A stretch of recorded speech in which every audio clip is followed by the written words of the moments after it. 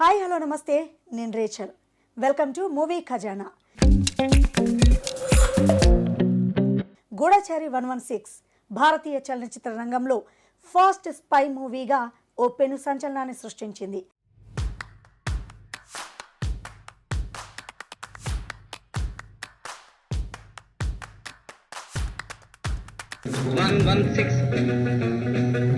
ఈ సినిమాలోని పాత్రలు, అలాగే యాక్షన్ సీన్స్, జయలలిత గారి గ్లామర్, శోభన్ బాబు గారు, మరీ ముఖ్యంగా మాట్లాడుకోవాల్సింది కృష్ణ గారి జీవితాన్ని ఓ మలుపు తిప్పిన చిత్రం ఇది. ఈ చిత్రానికి దర్శకత్వం వహించినటువంటి ఎం మల్లికార్జునరావు గారు ఆ కాలంలోనే ఇంత అడ్వాన్స్గా థింక్ చేశారు.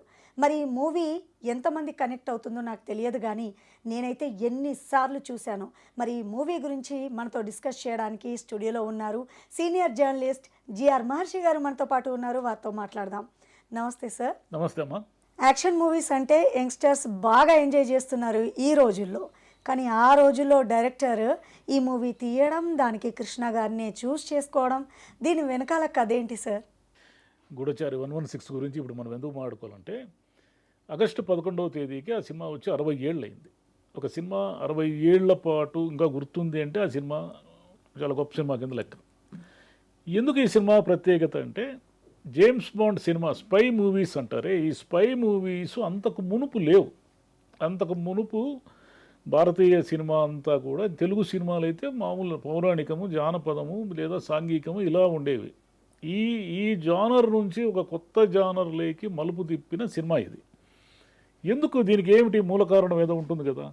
ఎందుకంటే ఇవాన్ ఫ్లెమింగ్ అనే ఆయన జేమ్స్ బాండ్ నవలలు రాయడంతో హాలీవుడ్లో జేమ్స్ బాండ్ సినిమాలు తీయడం 1962లో స్టార్ట్ అయింది. ఈ 1962-66 మధ్య ఒక 3-4 సినిమాలు వచ్చాయి.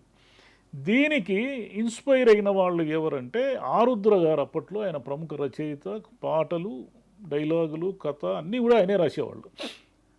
ఆయన ఇలాంటి కథలు కొత్తగా వస్తే ఆయన మొదట పసిగడతారన్నమాట. ఈ నిర్మాతలు ఎవరంటే, విజయవాడలో ఉన్నటువంటి ఒక ప్రముఖ థియేటర్ ఓనర్ శ్రీనివాసరావు గారి రెండో కుమారుడైనటువంటి డూండేశ్వరరావు, ఆయన డూండి అంటారు. ఆయన సుందర్లాల్ నహతా గారని చాలా పెద్ద నిర్మాత. ఆయన చాలా సినిమాలు తీశారు. ఆయన కుమారుడు శ్రీకాంత్ నహతా కూడా చాలా సినిమాలు తీశారు. వీళ్ళిద్దరూ కలిసి ఒక జేమ్స్ బాండ్ సినిమా తీద్దామని ప్లాన్ చేసి ఆరుద్ర గారిని కన్సల్ట్ అవుతే, ఆరుద్ర గారు ఈ కథ తయారు చేసి వాళ్ళకి వినిపిస్తే ఇది బ్రహ్మాండంగా ఉంది అనుకున్నారు. కానీ హీరో ఎక్కడున్నాడు? హీరోని ఎలా జేమ్స్ బాండ్, కొత్త జేమ్స్ బాండ్ కావాలి. ఎవరున్నారంటే, అప్పటికి తేనె మనసులు సినిమాలో యాక్ట్ చేసిన తర్వాత నెక్స్ట్ కన్నె మనసులు సినిమాలో యాక్ట్ చేస్తున్న కృష్ణ గారు, అంటే జేమ్స్ బాండ్ గూఢచారి 116 సినిమా ఆయనకు 3వ సినిమా, ఆయన్ని సెలెక్ట్ చేసుకున్నారు. దాంతో ఆయన జీవితం, ఆయన కెరీర్ మొత్తం మలుపు తిప్పేసింది. గూఢచారి 116 వచ్చిన తర్వాత 20 సినిమాలకు సంతకం పెట్టారు కృష్ణ గారు. ఆ తర్వాత ఆయన ఎప్పుడు జీవితంలో ఎప్పుడు వెనుతిరిగి చూసుకోలేదు. తెలుగు ప్రేక్షకులకి ఒక కొత్త హీరో దొరికాడు, కొత్త జేమ్స్ బాండ్ దొరికాడు. అంటే ఒక ఫైట్స్, అప్పటి వరకు ఉన్నటువంటి జానర్ నుంచి బయటికి వచ్చి, అంటే ప్రేక్షకులు 1966 నాటికి ఏమిటంటే పౌరాణిక సినిమాలు, ఫ్యామిలీ రిలేషన్స్, జానపదాలు ఇలాంటి సినిమాలు చూసి వాళ్ళకు కొత్తగా ఏదో కావాలి. ఆ కొత్తగా ఏదో కావాలి అనే సినిమానే గూఢచారి 116. స్పై అంటే ఏమిటి? గూఢచారి అనే మన ఆరుద్ర గారు ఖాయం చేశారు, కానీ జేమ్స్ బాండ్ అంటే సిఐడి లేదా అలా అనుకోవచ్చు. ఈ స్పైస్ గురించి, ఈ గూఢచారుల గురించి మామూలు ప్రజలు వినడమే తప్ప వాళ్ళ గురించి పెద్దగా ఏమీ తెలియదు. అప్పట్లో ప్యాకెట్ డిటెక్టివ్ నవలలు వచ్చేటివి, అది ఆరుద్ర గారు కూడా రాసేవాళ్ళు. ఈ డిటెక్టివ్ నవలల్లో ఉన్నటువంటి స్పై కథలు తప్ప మనకు స్క్రీన్ మీద తెలియదు మనకు వాళ్ళు ఎలా ఉంటారు అనేది. ఈ ఎలా ఉంటారు అనే దాన్ని చూపించడం వల్లే గూఢచారి 116 ఆ రోజుల్లో పెద్ద సక్సెస్ అయింది. ఎంత సక్సెస్ అయింది? 1966 ఆగస్టులో ఎన్టీ రామారావు గారి పెద్ద సినిమా వచ్చింది, కృష్ణ తులాభారం అని. ఎన్టీఆర్ గారి సినిమాని తట్టుకుని కృష్ణ అనే కొత్త నటుడి సినిమా ఆ రోజుల్లో కలెక్షన్ల పరంగా బాగా డబ్బులు వచ్చిన సినిమా ఇది. రైట్ సార్, మీరు చెప్పినట్టుగా వింటుంటే స్టార్టింగ్లోనే మూవీ ఎంట్రన్స్లోనే పేర్లు పడుతుండగానే ఆ సీన్ అయితే నేను ఒక 4-5 సార్లు చూశాను. ఆ సీన్ అర్థం కావడానికి మూవీ మొత్తం చూడాల్సి వచ్చింది. ఏ చిన్న పార్ట్ మిస్ అయినా కూడా అర్థం కాలేదు. ఫస్టే తుపాకీ చూపించడము, ఇవన్నీ చాలా కొత్తగా అనిపించాయి. భయమేసింది నాకైతే. ఎంతో న్యాచురల్గా ఉన్నాయి. అండ్ దీనికి ఇప్పుడు కృష్ణ గారిని తీసుకున్నారు. నిజంగా కృష్ణ గారు తప్ప నేనైతే ఇంకెవరిని ఊహించలేనేమో అనిపించింది. మీకు ఎలా అనిపించింది సార్? 100% న్యాయం చేశారా? కృష్ణ గారు 100% న్యాయం చేశారు. మీరు అడిగిన టైటిల్స్ వచ్చేసి అది బ్యాంకాక్ అని ఒక సినిమా, ఫ్రెంచ్ సినిమా. అది ఫ్రెంచ్ సినిమాలో ఆ టైటిల్స్ అలా పడతాయి కొత్తగా. దీన్ని వీళ్ళు ఎక్కడ చూశారో నాకు తెలియదు, కానీ ఆ రోజుల్లో మద్రాసుకి ఫ్రెంచ్ సినిమాలు వచ్చేవో, లేకపోతే పక్కనున్న పాండిచ్చేరి ఆ రోజుల్లో ఫ్రెంచ్ ఏలుబడిలో ఉన్నది కదా, అక్కడికి ఏమైనా వచ్చేవో అనేది ఆరుద్ర గారు ఆ సీన్ని యాజ్ ఇట్ ఈజ్గా పట్టుకున్నారు. టైటిల్స్ దాంట్లో డిఫరెంట్గా పడతాయి. అప్పటి వరకు టైటిల్స్ అంటే ఏమిటి, ఏదో ప్రొడక్షన్ వాళ్ళని చూపించిన తర్వాత ఏదో దేవుడు టైటిల్స్ అన్నీ పడుతూ ఉంటాయి. దీంట్లో ఏమిటంటే కొత్తగా ఉంటాయి టైటిల్స్. దీన్ని జనం ఆ రోజు ఎందుకు రిసీవ్ చేసుకున్నారంటే, ఆ రోజు ఉన్న పరిస్థితుల్లో 1966 నాటికి జనానికి చాలా అమాయకంగా ఉన్నారు జనం. వాళ్ళకి ఏ టెక్నాలజీ తెలియదు. ఫోన్లు కూడా ఏమిటంటే బాగా డబ్బులున్న వాళ్ళకి తప్ప మామూలు మనుషులకి, మామూలు పట్టణాలు, మామూలు ఊర్లలో ఉన్న వాళ్ళకి ఫోన్లు కూడా చూడని కాలం, ఫోన్లలో మాట్లాడని కాలం. ఇలాంటి ఒక అమాయకమైన కాలంలో ఒక స్పై సినిమా అంటే ఏమిటి, దాంట్లో విచిత్రాలన్నీ ఉంటాయి. అంటే ఇట్లా మీటర్ నొక్కితే డోర్లు తెరుచుకోవడము, లేదంటే నిజం చెప్పించడానికి వాడు ఏదో కరెంట్ షాక్ ఇవ్వడము, రకరకాలుగా ఉన్న రౌడీలు వీళ్ళంతా ఒక డెన్లో ఒక విలన్ ఉండడము. ఈ డెన్ల కల్చర్ గూఢచారి 116 నుంచి స్టార్ట్ అయింది. అంత మునుపు పెద్ద లేదు ఇది డెన్ అంటే ఏమిటి, ఒకటి ఏదో గుహలాగా ఒకటి ఉంటుంది, దాంట్లో ఏదో డ్రమ్ములు పీపాలు అన్నీ ఉంటాయి, ఏదో బస్తాలు ఉంటాయి. అసలు వాళ్ళు ఏం పని చేస్తారో తెలియదు మనకు. ఇట్లా విచిత్రమైన వస్తువులన్నీ ఉంటాయి. వీళ్ళంతో పాటు కొంతమంది రౌడీలు వీళ్ళంతా ఉంటారు. వీళ్ళ టార్గెట్ ఏమిటి, దేశాన్ని విచ్ఛిన్నం చేయడం. దేశాన్ని విచ్ఛిన్నం చేయడం అంటే ఫస్ట్లోనే రైలు పేల్చేస్తారు, తర్వాత ఒక బ్రిడ్జి పేల్చడానికి ప్రయత్నం చేస్తారు. అంటే ఇలాంటి సంఘ విద్రోహ శక్తులు దేశంలో వస్తే ఎలా ఉంటుందనేది ఆ రోజుల్లో చాలా కొత్త విషయం. ప్రేక్షకుడికి ప్రతిదీ కూడా థ్రిల్కి గురి చేసింది. ఈ థ్రిల్కి గురి చేయడం వెనక ఏమిటంటే అన్ని క్రాఫ్ట్స్లో ఉన్న వాళ్ళు చాలా డీప్గా పనిచేశారు. మీ దాంట్లో ఫోటోగ్రఫీ కూడా అద్భుతంగా ఉంటుంది. రవికాంత్ నగాయిచ్ చేశారు. తర్వాత రోజుల్లో ఆయన ట్రిక్ ఫోటోగ్రఫీలో చాలా ఫేమస్ రవికాంత్ నగాయిచ్ అని. ఆయన ప్రతి ఫ్రేమ్ కూడా కృష్ణ గారి క్లోజప్స్ కానీ లేదా ఒక ఫైట్ షాట్స్ కానీ చాలా చిత్రంగా ఉంటాయి. ఎడిటింగ్ కూడా అట్లనే ఉంటుంది. అప్పటికి ఎడిటింగ్ అంటే ఏమిటంటే ఒక షార్ట్ని షార్ప్గా కట్ చేయడం అనేది లేదు. దీంట్లో విపరీతమైన షార్ప్ కట్స్ అన్నీ ఉంటాయి. మీరు ఫస్ట్ సీన్ నుంచి చూడండి, చాలా స్పీడ్ కట్స్ ఉంటాయి.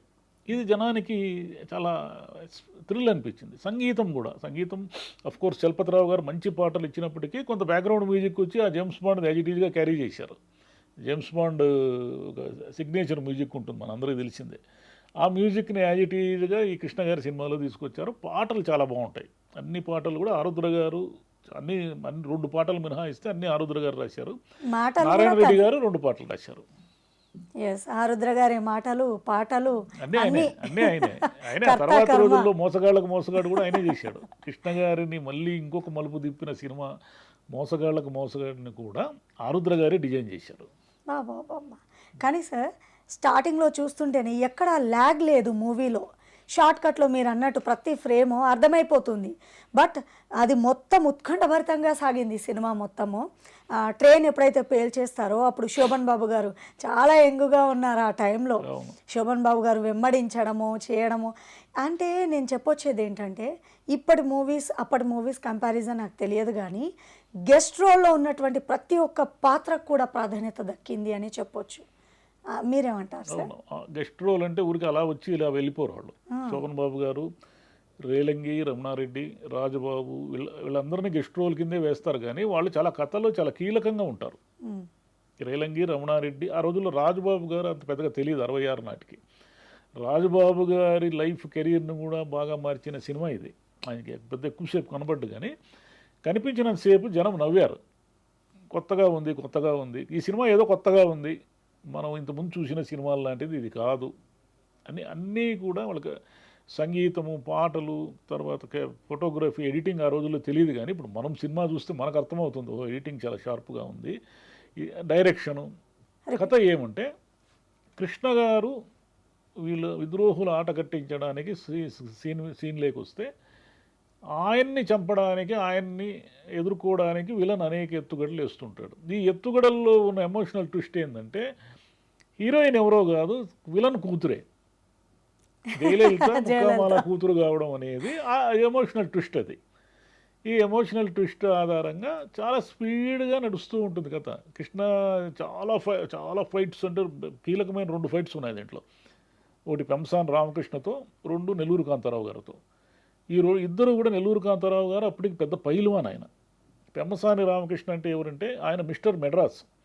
మిస్టర్ మెడ్రాస్ అంటే ఏమిటంటే ఈ బాడీ బిల్డింగ్ పోటీలు ఎవరీ ఇయర్ మెడ్రాస్లో పెడితే ఆ బాడీ బిల్డింగ్ పోటీల్లో ఎవరైతే ఫస్ట్ ప్రైజ్ వస్తుందో అతనికి మిస్టర్ మెడ్రాస్ అని ఒక బిరుదు ఇచ్చేవాళ్ళు. ఈ మిస్టర్ మెడ్రాస్తో కృష్ణ 2 ఫైట్లు చేస్తాడు, ఒక ఫైట్ చేస్తాడు. ఇదంతా కూడా మనకి పెద్దగా డూప్ ఉండదు, కృష్ణ ఒరిజినల్గానే చేస్తాడు. అది ఆయనకు చాలా ప్లస్ అయింది ఈ ఫైట్స్ ఒరిజినల్గా చేయడం అనేది. ఇలా అన్ని రకాలుగా ఈ సినిమా ఏమిటంటే పాటలు కూడా ఏమిటంటే వెస్ట్రన్ అండ్ మన లోకల్ జానపద సంగీతం మిక్స్ చేసిన పాట ఒకటి ఉంటుంది, ఎర్రా బుగ్గల అనే పాట. అదేంటంటే ఒక పాట కలర్లో ఉంటుంది. కృష్ణ ఫస్ట్ ఒక అమ్మాయి వెన్నిరాడై నిర్మలతో యాక్ట్ చేస్తారు. ఈ వెన్నిరాడై అనే సినిమా కూడా ఈ సుందరలాల్ మెహతా వాళ్ళదే. జయలలిత గారు దాంట్లో ఫేమస్ అయ్యారు. ఈ వెన్నిరాడై అనే ఆ సినిమాలో యాక్ట్ చేయడం వల్ల నిర్మల గారికి వెన్నిరాడై నిర్మల అని పేరు వచ్చింది. ఇట్లా అన్నీ కలిసి వచ్చినాయి ఆ సినిమాకి. ఒక్కోసారి ఏమవుతుందంటే అన్నీ కలిసి వస్తాయి. మల్లికార్జునరావు గారికి రామచంద్రరావు గారు అని ఒక అసిస్టెంట్ కో డైరెక్టర్ ఉండేవాళ్ళు.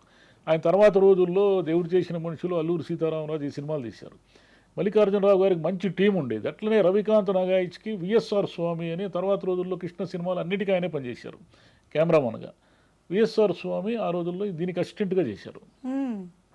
అలాగే ఇప్పుడు ఈ మూవీలో విలన్ని ఒక చైనా వాడిగా పెట్టడం జరిగింది. ఎందుకు అలా అనేది నాకైతే అర్థం కాలేదు. ఎందుకంటే 1962లో మనకు చైనా యుద్ధం వచ్చింది. చైనా యుద్ధం వచ్చినప్పుడు అఫ్కోర్స్ మనం ఓడిపోయాం ఆ యుద్ధంలో.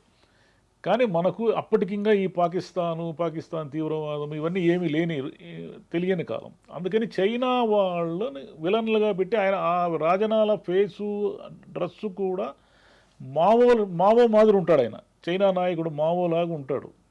మీరు గమనిస్తే మావో ఎలాంటి డ్రెస్సు ఎలాంటి టోపీ పెట్టుకుంటాడో ఆ సినిమాలో రాజనాల కూడా అలాంటి టోపీ అలాంటి డ్రెస్సే పెట్టుకుంటాడు. ఎందుకంటే చైనా వాళ్ళ మీద మన కోపం. ఇప్పుడు ఎట్లయితే మన సినిమాల్లో పాకిస్తాన్ తీవ్రవాదులని మనం చూపిస్తామో 1966 నాటికి మనం చైనాని ఒక శత్రువుగా పరిగణిస్తున్నాం.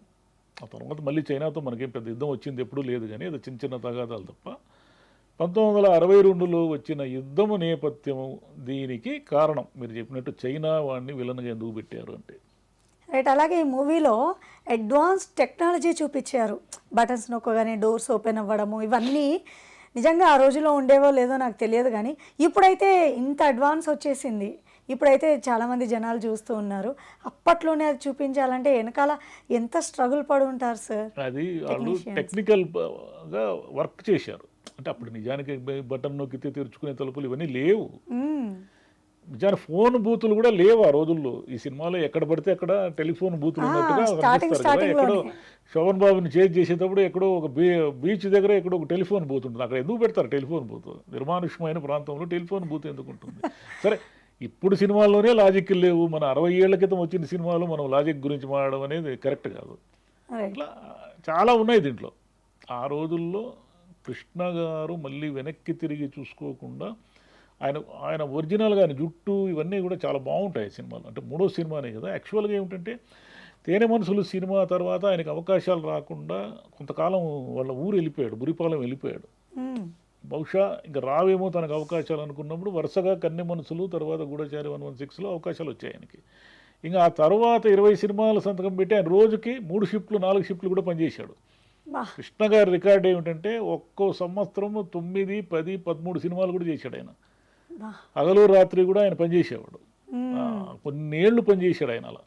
తర్వాత కృష్ణ గారు ఇదే స్పై సినిమాలు ఎన్ని కొనసాగించాడు. ఏజెంట్ గోపి తీశాడు, మళ్ళీ ఏదో గూఢచారి 117 తీశాడు, జేమ్స్ బాండ్ 777 తీశాడు. కృష్ణ గారి గూఢచారి సినిమాలు ఒక 5, 6 వచ్చాయి 1966 తర్వాత 70sలో. కృష్ణ గారు చాలా యాక్టివ్ ఉన్నట్టని చూపించారు ఇందులో. ఎక్కడ డల్ అయిన సందర్భం ఉండదు. అలాగే జయలలిత గారి గ్లామర్ అయితే అసలు ప్లస్ అనే చెప్పొచ్చు. ఆ కాలంలో ఎంత అందమో. కృష్ణ గారిని చూస్తే మనకి ఇప్పుడు మహేష్ బాబు గుర్తుకొస్తాడు. అవును. ఎందుకంటే మహేష్ బాబు ఇప్పుడు మనం మహేష్ బాబు ఎంత ఎనర్జెటిక్గా ఉన్నారో కృష్ణ గారు 1966లో అలా ఉన్నారు. ఇక జయలలిత గారు ఏమిటంటే ఆమె అప్పుడప్పుడే వచ్చారు. ఇవన్నీ వంట పట్టించుకున్నట్టున్నారు తను. మీరు ఇంకోటి ఏమిటంటే దీంట్లో గమనించాల్సిన విషయం, కృష్ణ గారు జయలలిత గారు ఇద్దరూ కూడా, జయలలిత గారు పాలిటిక్స్లో సీఎం వరకు వెళ్ళారు, కృష్ణ గారు కూడా పాలిటిక్స్లో ఉండి ఎంపీగా గెలిచారు, ఏలూరు ఎంపీగా గెలిచారు. కృష్ణ గారు చాలా కాలం రాజకీయాల్లో, కాంగ్రెస్ రాజకీయాల్లో ఉన్నారు. జయలలిత గారు అయితే ఇంక సుప్రీం. ఆ రోజుల్లో ఆ అమ్మాయి తమిళనాడు ముఖ్యమంత్రి అయ్యి ఒక పార్టీనే శాసిస్తుంది, ఒక ప్రభుత్వాలు అవసరమైతే కేంద్ర ప్రభుత్వాలను కూడా ఒక్క ఓటుతో పడగొడుతుంది అనే విషయం ఆ సినిమా చూస్తే మనకు ఆశ్చర్యం వేస్తుంది. ఈమెనా తర్వాత చరిత్రలో ఎన్ని చేశారు అని. అంత చిన్న అమ్మాయి గూఢచారి 116లో. అందరూ అసలు నటుల్ని చూస్తుంటే ఎక్కడా కూడా సన్నివేశాలు ప్రతి ఒక్కదానికి ఒక ప్రాముఖ్యత ఉంది ఈ మూవీలో. అంటే మనం ఊహించడానికే అసలు కాలేదు. స్టార్టింగ్ పేర్లు పడుతుంటేనే ఆ తుపాకీ ఏదో కాగితం కాల్చి అవన్నీ చేయడము, అది ఏంటి తెలియడానికి ఎండ్ వరకు చూడాల్సి. ఎన్నిసార్లు చూసారు సార్ ఈ మూవీని మీరు? నేను ఒక 8-9 సార్లు చూసి ఉంటాను. అవునా? చిన్నప్పుడు మాకు చిన్నప్పుడు తెలియదు కదా. చిన్నప్పుడు ఎప్పుడు నేను 1969లోనో 70లోనో చూసాను, చిన్న పిల్లాడుగా ఉన్నప్పుడు చూసాను. అప్పుడు మీకు అర్థమైందా ఏజ్లో? మాకు అర్థం కావడానికి ఏమీ లేదు. ఆ రోజుల్లో మన పిల్లలు ఏం చూస్తారు? ఫైట్లే కదా చూస్తారు. తుపాకీ ఇట్లా కాల్చడము, ఫైట్లు ఇవే కదా చూస్తాము. తర్వాత కొంచెం తర్వాత ఆ సినిమా ఎందుకు తీశారు అనేది అర్థమైంది. ఈ డిటెక్టివ్ నవలలు విపరీతంగా వస్తున్న రోజుల్లో డిటెక్టివ్ని తెర మీద చూడడం అనేది జనానికి విపరీతమైన థ్రిల్ కలిగించింది. ఇప్పుడు ప్యాకెట్ సైజ్ పుస్తకాలు వచ్చేటివి, అంతగా 50 పైసలు అట్లా ఉండేటివి ఆ రోజుల్లో. ఆ పుస్తకాలు జనం విపరీతంగా చదివేవాళ్ళు. ఎందుకంటే అది ఇంగ్లీషు పుస్తకాల ప్రభావం. అది ఇంగ్లీష్లో విపరీతంగా డిటెక్టివ్ నవలలు వచ్చేటివి, దాని ప్రభావము తెలుగులో ఉండేదన్నమాట. రైట్. ఈ మూవీ యొక్క గొప్పదనం తెలుసుకున్నాము. మరి ఈ మూవీ యాక్షన్ మూవీ అనగానే ఈ కాలం యంగ్స్టర్స్ కూడా కనెక్ట్ అవుతూ ఉంటారు. చూడాలనుకునే వాళ్ళకి మీరు ఏం చెప్పదలుచుకున్నారు సార్? అంటే ఒక చరిత్రను సృష్టించిన సినిమా ప్రేమికులు, సినిమాని ఇష్టపడే వాళ్ళందరూ చూడాలి. అసలు ఆ సినిమా ఎందుకు హిస్టరీ క్రియేట్ చేసింది, ఏమిటి ఆ సినిమా గొప్పతనం అంటే ఒక బిగినింగ్ ఉంటుంది. ఈ రోజుల్లో మనకు అన్ని డిజిటల్ అద్భుతాలు చూసేస్తున్నాం. ఈ డిజిటల్ అద్భుతాలన్నీ చూస్తున్న ఈ రోజుల్లో ప్రతిదీ కూడా సొంతంగా చేయాలి. No graphics, no camera tricks ఏమీ లేవు కదా. ప్రతిదీ కూడా సొంతంగా చేయాల్సిన ఒక సందర్భంలో సినిమాలని వాళ్ళు అంత బాగా ఎలా తీయగలిగారు, దీనికోసం చూడాలి ఈ జనరేషన్. అదేదో ఇప్పుడు ల్యాగ్గానే అనిపించుండొచ్చు. ఇప్పుడు ఏదో ఫైట్లు చూస్తే నవ్వు రావచ్చు మనకు, ఏదో ఇట్లా కొడితే వాళ్ళు ఎగిరి పడిపోతున్నారే అనిపించవచ్చు. కానీ దానికి 60 ఏళ్ల క్రితం తీసిన సినిమా అనేది ఒకటి గుర్తుపెట్టుకొని చూడాలి దాన్ని. అలాగే ఈ మూవీనే బాలీవుడ్లో రీమేక్ చేసి ఫర్జ్ 1967 మేబీ ఆ ఇయర్లో తీశారు. ఫర్జరీ జితేంద్రతో తీశారు. అది ఆయనకు 3వ సినిమా. ఆ తర్వాత జితేంద్ర కూడా పెద్ద స్టార్ అయ్యాడు. కాబట్టి ఈ స్పై సినిమా వీళ్ళందరూ కలిసి వచ్చింది. బాగా ఎంజాయ్ చేశాను సార్ నేనైతే. 60 సంవత్సరాల క్రితం గూఢచారి 116 ఎలాంటి సంచలనాన్ని సృష్టించిందో తెలుసుకున్నారు కదా. మరి ఈ సినిమా చూడాలనిపిస్తే యూట్యూబ్లో అవైలబుల్గా ఉంది. ఏదైనా చెప్పాలనుకుంటే కామెంట్ రూపంలో తెలియపరచండి. యాక్షన్ సినిమాలు ఇప్పటికే అందరికీ నచ్చుతాయి కదా, మీకు ఏ సీన్ నచ్చింది అనేది తెలియపరచండి. Thank you so much sir. Thank you.